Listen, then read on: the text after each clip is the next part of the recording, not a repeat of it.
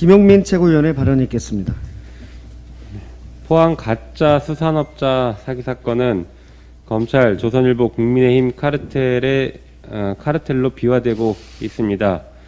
가짜 수산업자 김 씨는 존재하지 않는 오징어 판매 대신에 부장검사, 조선일보 논설위원, TV조선 앵커, 국민의힘 전현직 의원 인맥을 팔아서 사기 행각을 벌였습니다.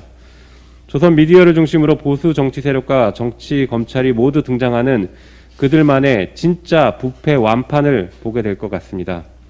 경찰 수사는 속도를 내고 있습니다. 사상 처음 부장검사실에 대한 경찰 압수수색도 있었습니다. 현직 부장검사와 경찰서장, 윤석열 전 검찰총장의 대변인이었던 조선일보 논설위원, TV조선 앵커 등 4명이 입건됐지만 김 씨 사기 행각의 끝에 누가 있을지 다 알 수 없습니다. 이들을 연결해준 국민의힘 소속 유력 정치인들은 속속 드러나고 있습니다. 김무성 전 의원, 주호영 의원은 김 씨 인맥의 중간다리 역할을 했습니다. 포항이 지역구인 김정재 의원과 홍준표 전 대표 등도 경찰 수사를 앞두고 김 씨를 만났던 사실을 고백하고 있습니다. 김무성 전 의원과 주호영 의원은 아직 참고인 신분이지만 언제든 피의자 신분으로 전환될 수 있을 것 같습니다. 국민의힘 소속 유력 정치인들의 유착 의혹을 넘어 국민의힘이 모셔오려고 하는 대통령 후보 윤석열의 측근의 입건까지 되었습니다. 여기에서 그치지 않고 이준석 대표는 공정과 능력주의를 강조하면서 정작 본인의 군복무 특혜 시비에 명쾌한 답을 내놓지 못하고 있고 수사를 받는 상황이 되었습니다. 국민의힘이 부패하고 불공정한 세력이라는 의구심이 점점 현실로 드러나고 있는 것 같습니다.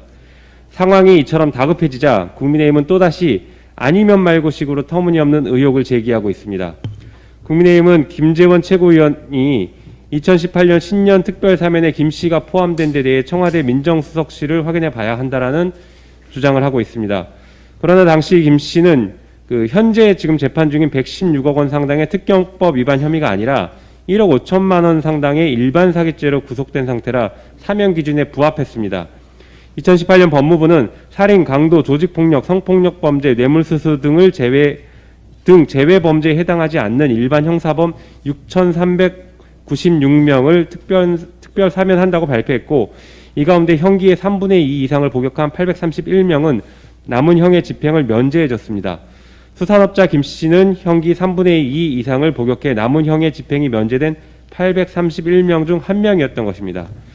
사정이 이러함에도 불구하고 의혹 같지도 않은 의혹을 제기하는 김재원 의원의 태도는 국민의힘의 조급함을 여과없이 드러내고 있는 것으로 보입니다.